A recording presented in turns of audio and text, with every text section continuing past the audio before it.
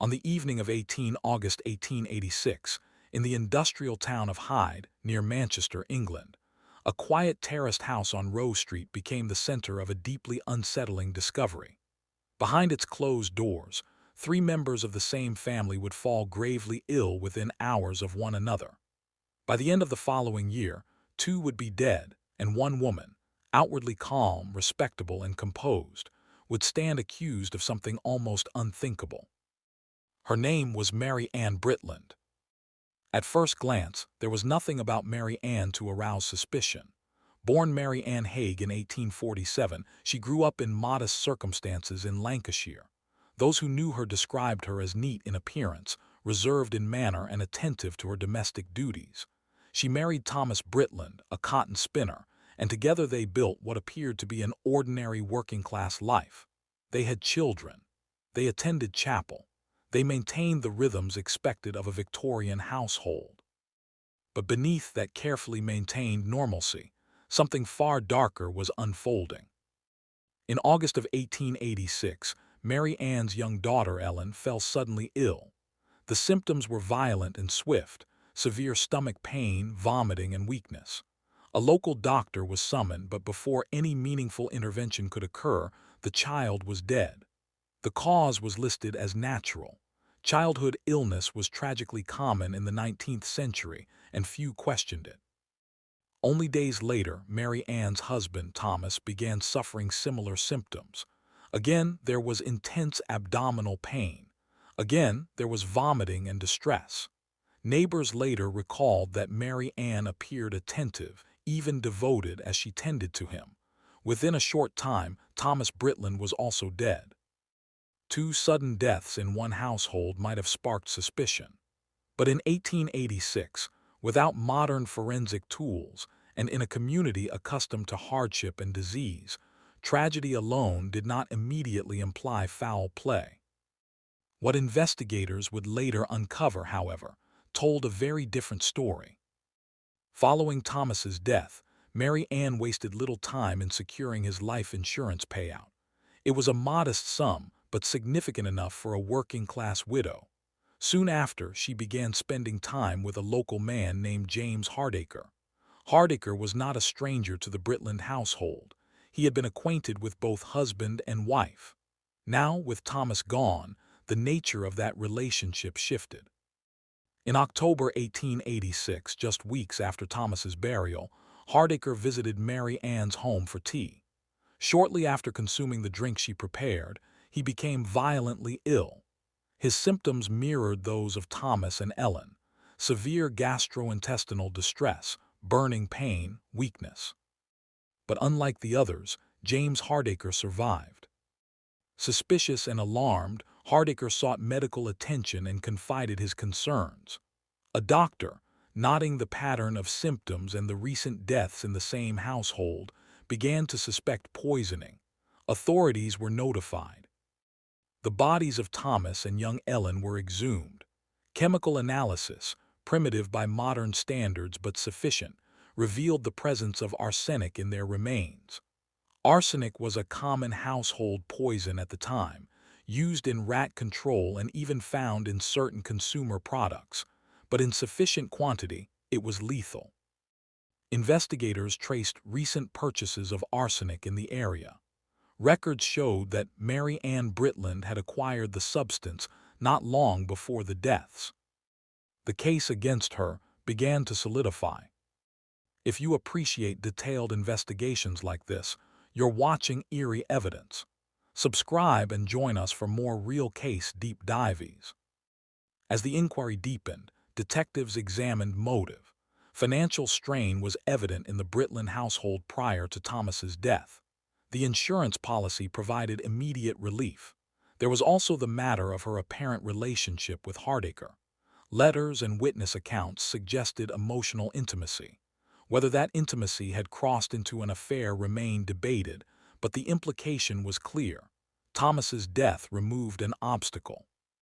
Mary Ann was arrested in October 1886 and charged with the murder of her husband. The prosecution focused primarily on Thomas's death. though the poisoning of her daughter cast a long and disturbing shadow over the proceedings. During her trial at the Manchester Assizes in March 1887, Mary Ann maintained her composure. Dressed in black, she presented herself as a grieving widow unjustly accused. Her defense argued that arsenic was readily accessible and that contamination or accidental ingestion could not be ruled out. They suggested that illness, not malice, explained the deaths. But the pattern was difficult to ignore. The timing of the insurance policy, the rapid succession of illnesses, the attempted poisoning of Hardacre, and the confirmed presence of arsenic in the bodies.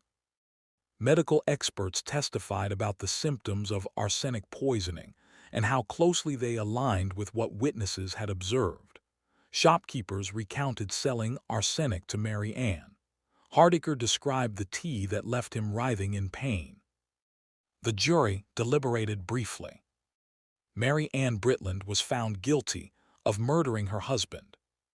On 25 March 1887, at Strangeways prison in Manchester, she was executed by hanging. Reports from the time describe her demeanor as calm to the end. She offered no public confession, no detailed explanation, no final revelation. In the aftermath, the case unsettled Victorian society. Female poisoners were not unheard of in the 19th century, but they provoked a particular kind of fear. Poison was intimate. It required proximity, patience, and deception. It turned domestic trust into a weapon. Was Mary Ann driven purely by financial desperation, by romantic ambition, by something more obscure and personal? Without a confession, her precise motivations remain partially obscured by history. What remains clear is the quiet, methodical nature of the crimes. No dramatic violence, no public spectacle, just a cup of tea, a familiar kitchen, and a substance that left almost no trace until it was too late. In a modest terraced house in Hyde, the ordinary rhythms of Victorian life concealed calculated intent. And in the end, it was not hysteria or rumor that condemned her, but chemistry, timing, and survival. One man who lived long enough to question what had been placed before him. The case of Mary Ann Britland stands as one of the earliest documented examples of a British wife executed for poisoning her husband. It is a reminder that some of history's most disturbing crimes unfold not in shadows or alleyways, but in kitchens and parlors, carried out by hands that, to neighbors and family alike, appeared entirely ordinary. In the weeks following the execution of Mary Ann Britland, Hyde did not return easily to normal. Industrial towns in late Victorian England were accustomed to hardship, factory accidents, illness, infant mortality, but this case lingered differently. It introduced the idea that the danger had not come from poverty or disease, but from within the home itself. As the dust settled, investigators and journalists began re-examining the timeline more closely, piecing together subtleties that had seemed insignificant at the time. When Ellen Britland first became ill in August 1886, neighbors later recalled that Mary Ann had appeared composed, concerned, yes, but not panicked. She sent for a doctor, as expected, yet accounts suggested she did not seem surprised by the rapid deterioration. Victorian medicine often failed to save children, and the doctor, lacking suspicion, certified the death without hesitation. Thomas's illness followed so quickly that some began to wonder whether grief had masked warning signs. Witnesses described how Mary Ann prepared her husband's meals and tea personally during his final days, insisting on tending to him herself. It was seen as devotion. Only later did that detail become ominous. The arsenic itself was not difficult to obtain. In the 1880s, it was commonly sold for rat control, and shopkeepers required only a signature in a poison register. When authorities examined these ledgers, they found Mary Ann's name recorded in the weeks prior to Thomas's death. She had offered an explanation: rats in the house. It was plausible. Many homes had them. What investigators could not determine with certainty was whether the poisoning of Ellen had been intentional or collateral. Some theorized that the child may have consumed food or drink prepared for Thomas. Others believed Ellen's death may have been deliberate, either to eliminate a perceived burden or to test dosage. There was no surviving confession to clarify this. The ambiguity deepened the horror. The attempted poisoning of James Hardacre became central not only to the prosecution, but to public perception. Hardacre's survival introduced an element absent from the earlier deaths: testimony. He described the bitterness of the tea, the sudden onset of agony, the realization that his symptoms mirrored those of Thomas. His suspicion catalyzed the investigation that might otherwise never have occurred. Police examined letters between Mary Ann and Hardacre. Though not overtly romantic in surviving records, they suggested familiarity beyond casual acquaintance. Whether there had been promises of marriage remains uncertain, but Victorian juries were highly sensitive to the notion of a woman removing her husband to pursue another man. Even implication could carry weight. At trial in Manchester, the courtroom atmosphere was described as tense but restrained. There was no sensational outburst from the accused. Mary Ann reportedly listened quietly as medical experts detailed the physiological effects of arsenic, how it inflames the stomach lining, causes persistent vomiting, severe dehydration, and eventual organ failure. The similarity of symptoms across 3 individuals in the same household formed a pattern the jury could not ignore. Her defense counsel attempted to cast doubt on the chemical analysis. Forensic toxicology was still developing. Arsenic detection relied on methods such as the Marsh test, which, though considered reliable for the era, lacked the precision of modern science. The defense suggested contamination of remains or accidental exposure through household products. Yet the repeated illnesses following food or drink prepared by Mary Ann weakened that argument. There were also whispers, never formally proven, that Mary Ann had expressed dissatisfaction with her marriage prior to Thomas's death. Financial strain had been evident. The insurance payout, though modest, had provided relief. Some neighbors later admitted they found it unusual how quickly she appeared to regain composure after her husband's passing. But grief is subjective, and Victorian expectations of female mourning were rigid. A calm exterior could be interpreted in many ways. After her conviction and execution at Strangeways, discussion shifted from guilt to meaning. Newspapers debated the nature of female criminality. Poisoning, unlike violent assault, required patience and calculation. It involved trust. A meal, a drink, a bedside vigil. The intimacy disturbed the public imagination. Some commentators argued that Mary Ann Britland represented a new archetype of criminal woman, outwardly domestic, inwardly manipulative.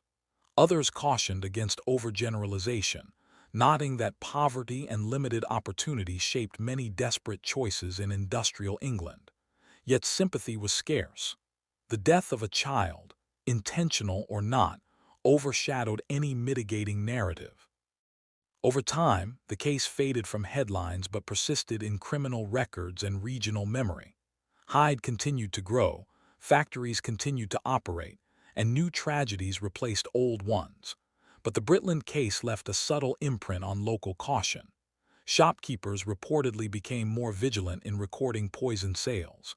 Doctors, too, grew more alert to patterns of unexplained gastrointestinal illness. What remains striking, more than a century later, is the absence of a definitive personal account from Mary Ann herself. No diary surfaced. No final letter revealed motive. She did not deliver a dramatic courtroom speech proclaiming innocence or offering remorse. Her silence created space for speculation. Was she calculating from the beginning, measuring arsenic carefully into cups of tea? Or did events escalate beyond her control? Did desperation blur into intent? The historical record answers some questions with chemical certainty, but others remain interpretive. In the end, the facts are stark. 3 people drank within the walls of one modest home. 2 died. 1 survived and spoke. Arsenic was present. Insurance money changed hands, a jury deliberated, a sentence was carried out. And in that terraced house on Rose Street, where daily life once unfolded in ordinary patterns of work and family, the quiet rituals of domestic care were transformed into instruments of death.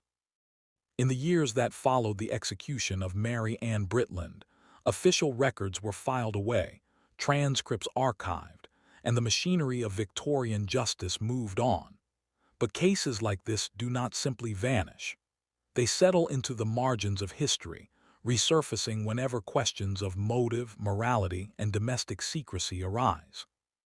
To understand the full weight of what happened in Hyde in 1886, it is necessary to look beyond the courtroom and into the social fabric that shaped the lives involved. Hyde was an industrial town defined by cotton mills, long shifts, and narrow brick terraces built close together. Privacy was limited. Neighbors knew one another's routines. Illness was common. And death, especially of children, was an accepted, if tragic, part of life. Within that environment, Mary Ann's actions did not initially register as extraordinary. A child falling ill in late summer, a husband weakened by sudden sickness, a widow left to manage household affairs alone. These were narratives familiar to the community. What made the case distinctive was not only the use of arsenic, but the repetition. Victorian investigators, though lacking modern forensic science, were attentive to patterns. The poisoning of James Hardacre created that pattern in undeniable form. It introduced sequence and intention. Hardacre's role in the story has often been reduced to that of the survivor, yet his position was complex. He had known Thomas Britland. He had visited the house as a friend.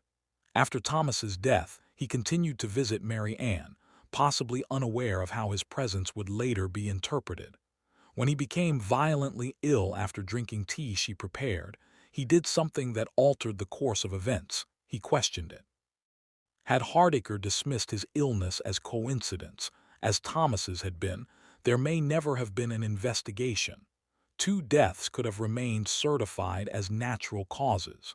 The poison register might never have been examined.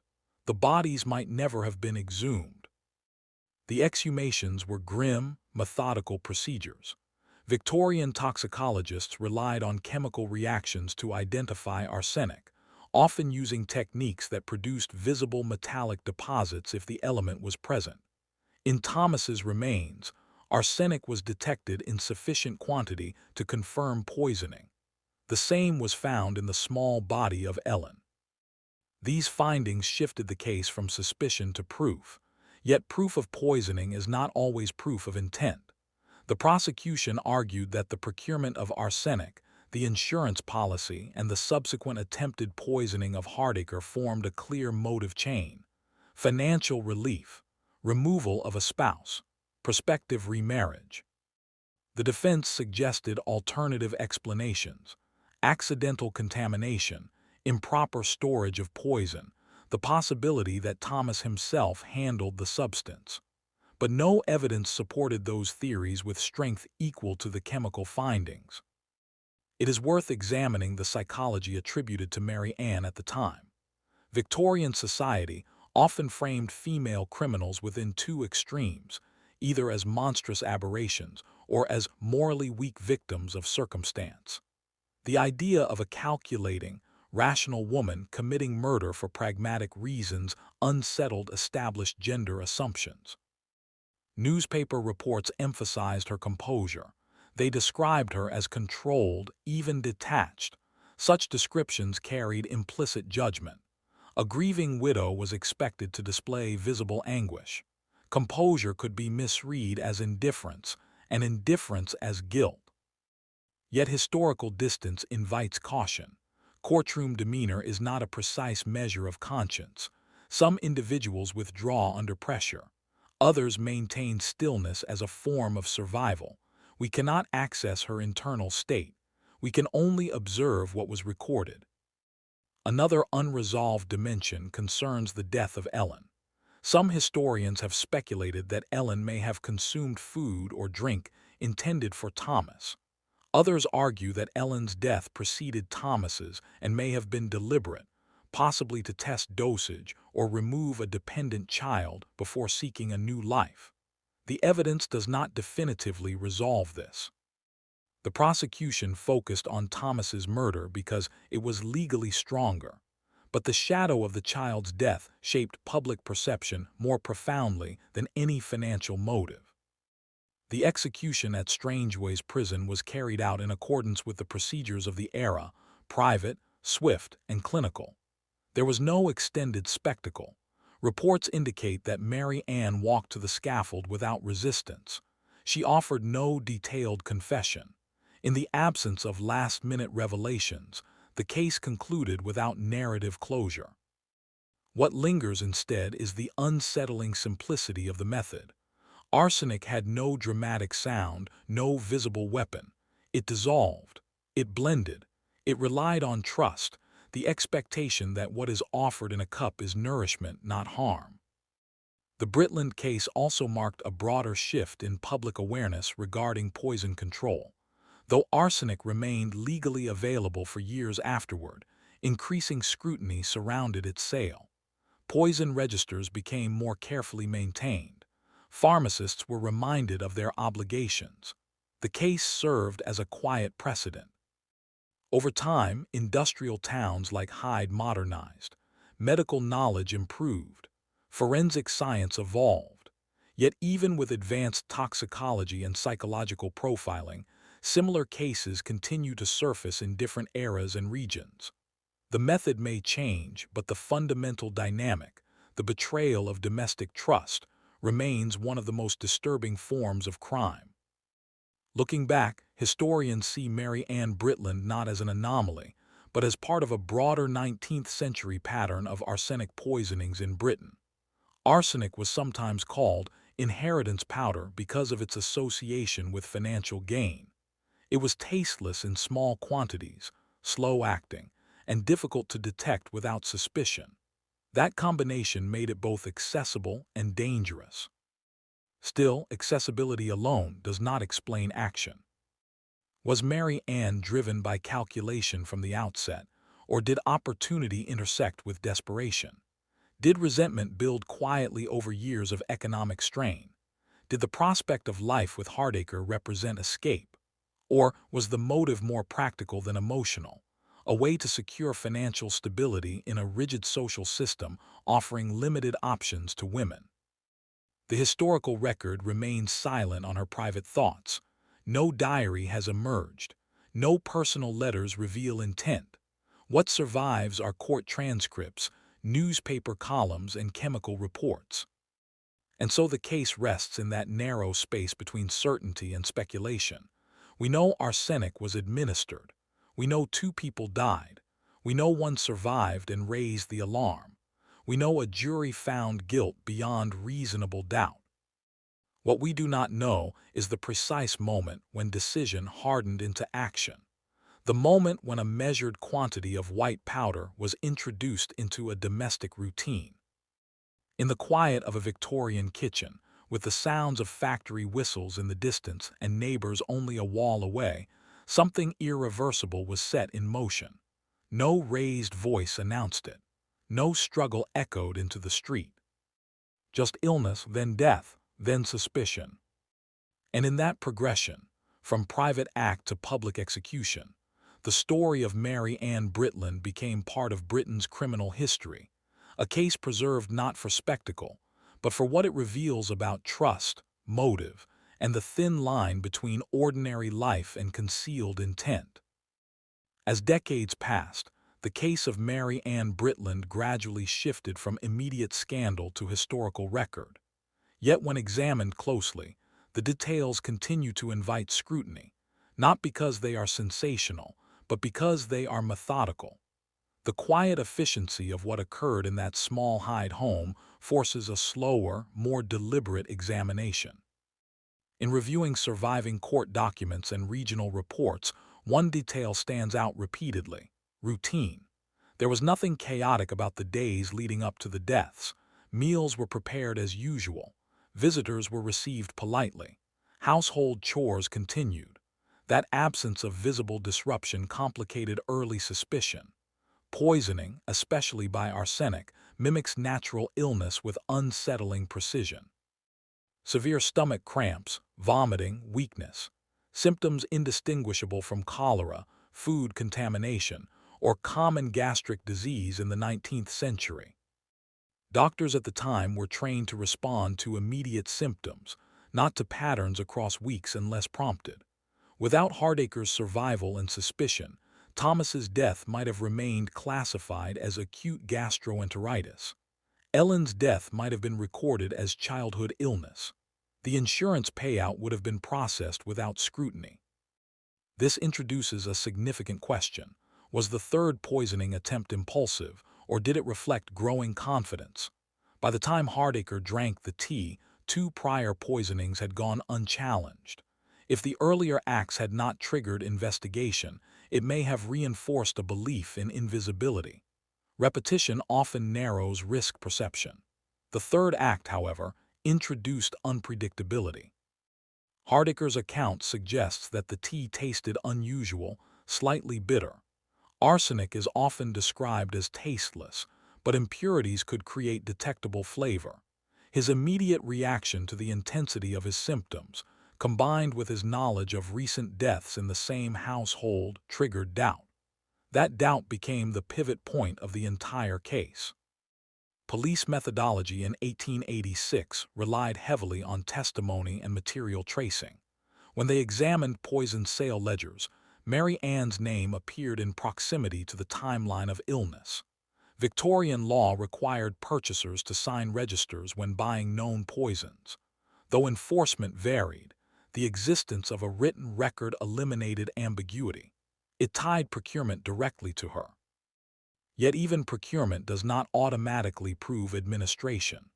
The prosecution's argument relied on convergence: arsenic purchased, victims exclusively consuming food prepared by her, financial benefit following death, and a surviving witness who experienced identical symptoms after ingesting her tea. Each element reinforced the others.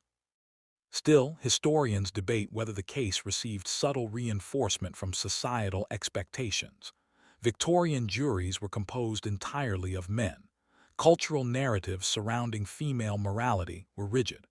A woman who violated the sanctity of domestic care was perceived not merely as criminal, but as unnatural. Poisoning inverted the symbolic role of nurturer into destroyer. At the same time, the legal system of the era did not readily excuse women on the basis of emotional distress or circumstance.